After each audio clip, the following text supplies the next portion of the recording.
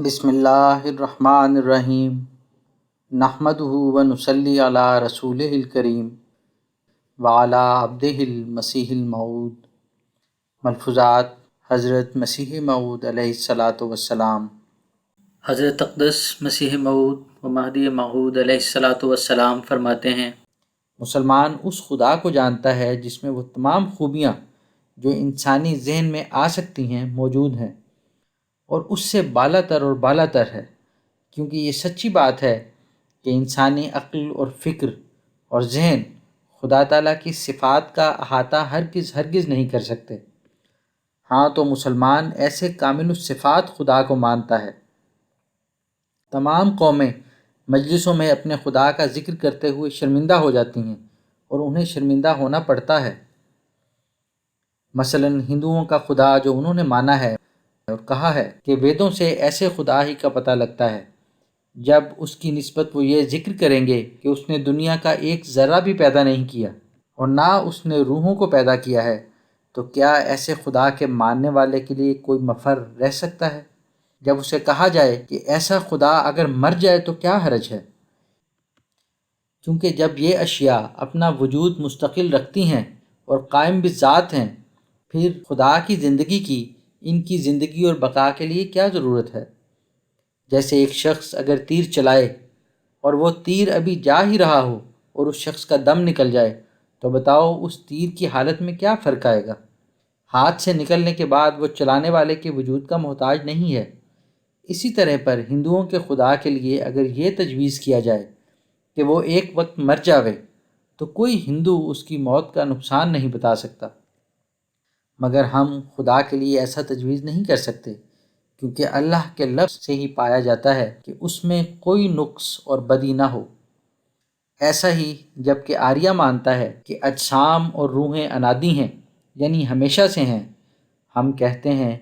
کہ جب تمہارا یہ اعتقاد ہے، پھر خدا کی ہستی کا ثبوت ہی کیا دے سکتے ہو؟ اگر کہو کہ اس نے جوڑا جاڑا ہے،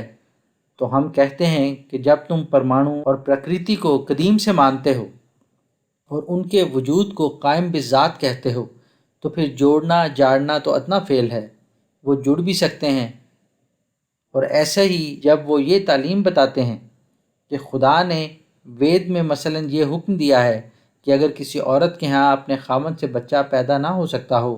تو وہ کسی دوسرے سے ہم بستر ہو کر اولاد پیدا کر لے، تو بتاؤ ایسے خدا کی نسبت کیا کہا جاوے گا؟ یا مثلاً یہ تعلیم پیش کی جائے کہ خدا کسی اپنے پریمی اور بھگت کو ہمیشہ کے لیے مکتی یعنی نجات نہیں دے سکتا،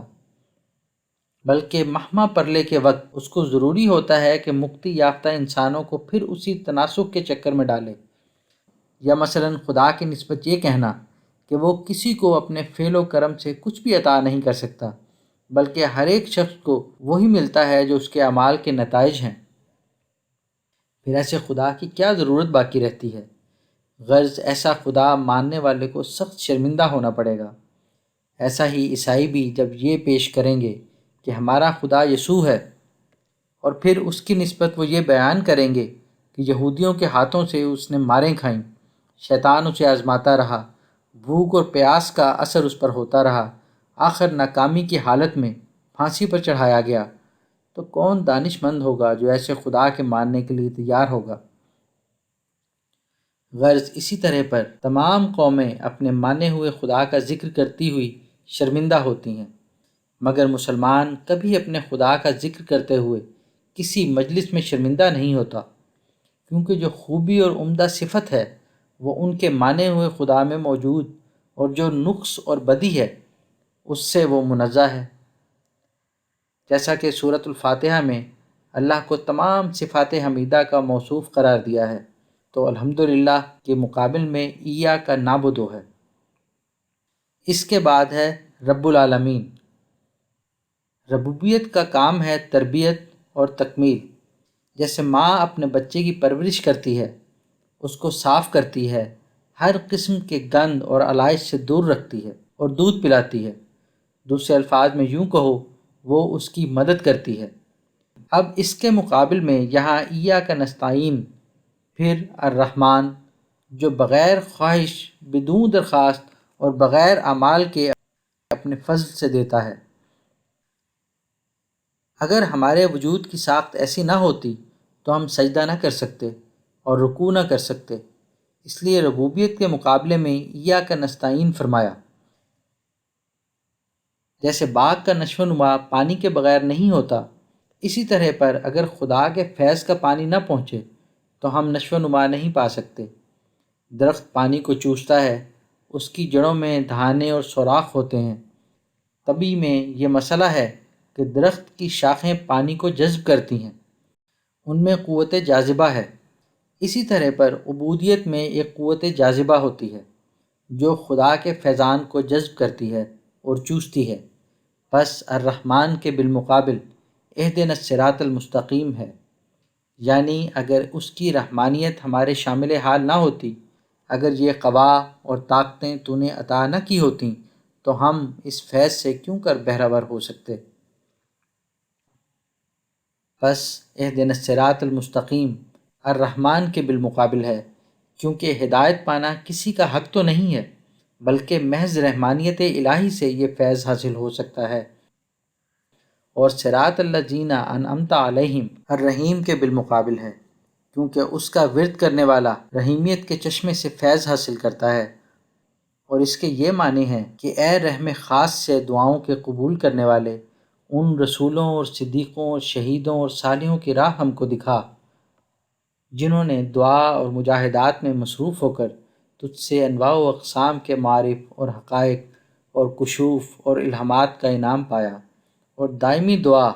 اور تضرع اور اعمال صالحہ سے معرفت تامہ کو پہنچے۔ رحیمیت کے مفہوم میں نقصان کا تدارک کرنا لگا ہوا ہے۔ حدیث میں آیا ہے کہ اگر فضل نہ ہوتا تو نجات نہ ہوتی۔ ایسا ہی حدیث سے معلوم ہوتا ہے کہ حضرت عائشہ رضی اللہ تعالیٰ عنہا نے آپ صلی اللہ علیہ وسلم سے سوال کیا کہ یا حضرت، کیا آپ کا بھی یہی حال ہے؟ آپ نے سر پر ہاتھ رکھا اور فرمایا، ہاں۔ نادان اور احمق عیسائیوں نے اپنی نافہمی اور ناواقفی کی وجہ سے اعتراض کیے ہیں، لیکن وہ نہیں سمجھتے کہ یہ آپ کی کمال عبودیت کا اظہار تھا جو خدا تعالیٰ کی ربوبیت کو جذب کر رہا تھا۔ ہم نے خود تجربہ کر کے دیکھا ہے اور متعدد مرتبہ آزمایا ہے، بلکہ ہمیشہ دیکھتے ہیں کہ جب انکسار اور تذلل کی حالت انتہا کو پہنچتی ہے اور ہماری روح اس عبودیت اور فروتنی میں بہہ نکلتی ہے اور آستانہ حضرت واہب العطایہ پر پہنچ جاتی ہے، تو ایک روشنی اور نور اوپر سے اترتا ہے، اور ایسا معلوم ہوتا ہے جیسے ایک نالی کے ذریعے سے مصفہ پانی دوسری نالی میں پہنچتا ہے۔ پس حضرت صلی اللہ علیہ وسلم کی حالت جس قدر بعض مقامات پر فروتنی اور انکساری میں کمال پر پہنچی ہوئی نظر آتی ہے، وہاں معلوم ہوتا ہے کہ اسی قدر آپ صلی اللہ علیہ وسلم روح القدس کی تائید اور روشنی سے مؤید اور منور ہیں، جیسا کہ ہمارے نبی کریم صلی اللہ علیہ وسلم نے عملی اور فعلی حالت سے دکھایا ہے، یہاں تک کہ آپ کے انوار و برکات کا دائرہ اس قدر وسیع ہے کہ ابد الآباد تک اسی کا نمونہ اور ظل نظر آتا ہے۔ چنانچہ اس زمانے میں بھی جو کچھ خدا تعالیٰ کا فیض اور فضل نازل ہو رہا ہے وہ آپ ہی کے اطاعت اور آپ ہی کے اتباع سے ملتا ہے۔ میں سچ سچ کہتا ہوں اور اپنے تجربے سے کہتا ہوں کہ کوئی شخص حقیقی نیکی کرنے والا اور خدا تعالیٰ کی رضا کو پانے والا نہیں ٹھہر سکتا، اور ان انعام و برکات اور معارف اور حقائق اور کشوف سے بہرہ ور نہیں ہو سکتا جو اعلیٰ درجے کے تزکیہ نفس پر ملتے ہیں، جب تک کہ وہ رسول اللہ صلی اللہ علیہ وسلم کی اتباع میں کھویا نہ جائے، اور اس کا ثبوت خود خدا تعالیٰ کے کلام سے ملتا ہے۔ قل ان کنتم تحبون اللہ فاتبعونی یحببکم اللہ۔ اور خدا تعالیٰ کے اس دعوے کی عملی اور زندہ دلیل میں ہوں، ان نشانات کے ساتھ جو خدا تعالیٰ کے محبوبوں اور ولیوں کے قرآن شریف میں مقرر ہیں، مجھے شناخت کرو۔ غرض نبی کریم صلی اللہ علیہ وسلم کے اخلاق کا کمال یہاں تک ہے کہ اگر کوئی بڑھیا بھی آپ کا ہاتھ پکڑتی تھی تو آپ کھڑے ہو جاتے اور اس کی باتوں کو نہایت توجہ سے سنتے، اور جب تک وہ خود آپ کو نہ چھوڑتی آپ نہ چھوڑتے تھے۔ اور پھر غیر المغضوب علیہم ولا الضالین مالکی یوم الدین کے بالمقابل ہے۔ اس کا ورد کرنے والا چشمہ مالکی یوم الدین سے فیض پاتا ہے، جس کا مطلب اور مفہوم یہ ہے کہ اے جزا و سزا کے دن کے مالک، ہمیں اس سے بچا کہ یہودیوں کی طرح جو دنیا میں طاعون وغیرہ بلاؤں کا نشانہ ہوئے اور اس کے غضب سے ہلاک ہو گئے، یا نصارہ کی طرح نجات کی راہ کھو بیٹھیں۔ اس میں یہود کا نام مغضوب اس لیے رکھا گیا ہے کہ ان کی شامت اعمال سے دنیا میں بھی ان پر عذاب آیا، کیونکہ انہوں نے خدا تعالیٰ کے پاک نبیوں اور راست بازوں کی تکذیب کی اور بہت سی تکلیفیں پہنچائیں۔ اور یہ بات بھی یاد رکھنی چاہیے کہ خدا تعالیٰ نے جو یہاں سورہ فاتحہ میں یہودیوں کی راہ سے بچنے کی ہدایت فرمائی اور اس صورت کو الضالین پر ختم کیا، یعنی ان کی راہ سے بھی بچنے کی ہدایت فرمائی، تو اس میں کیا سر تھا؟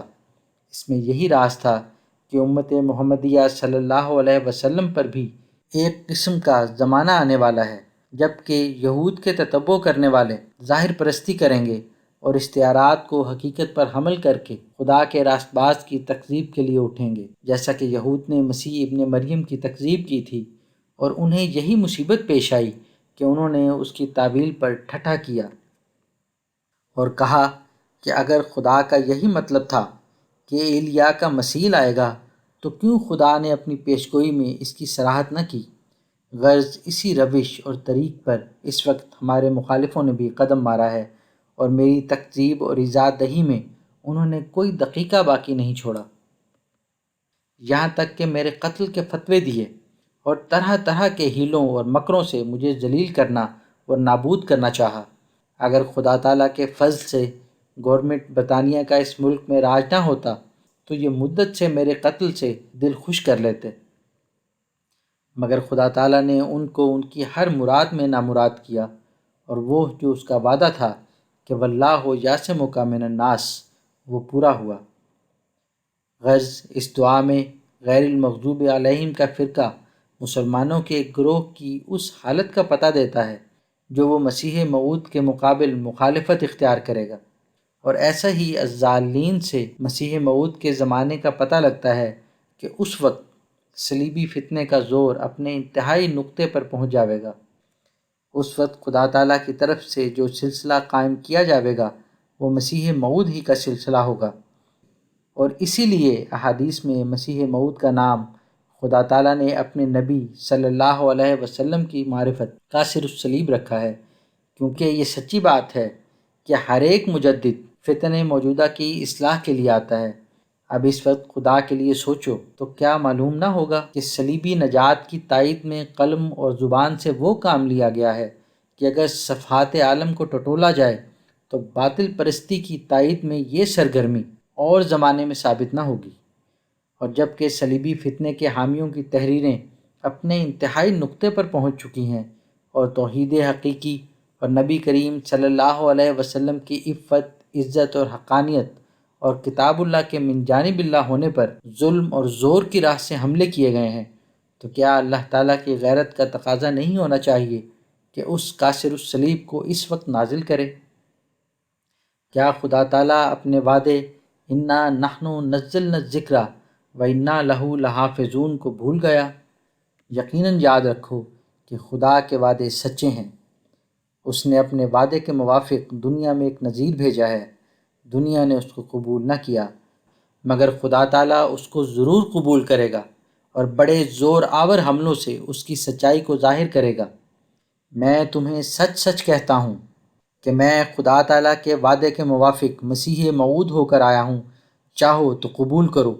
چاہو تو رد کرو، مگر تمہارے رد کرنے سے کچھ نہ ہوگا۔ خدا تعالیٰ نے جو ارادہ فرمایا ہے وہ ہو کر رہے گا، کیونکہ خدا تعالیٰ نے پہلے سے براہین میں فرما دیا ہے، صدق اللہ و رسولہ وکان وعدا مفعولا۔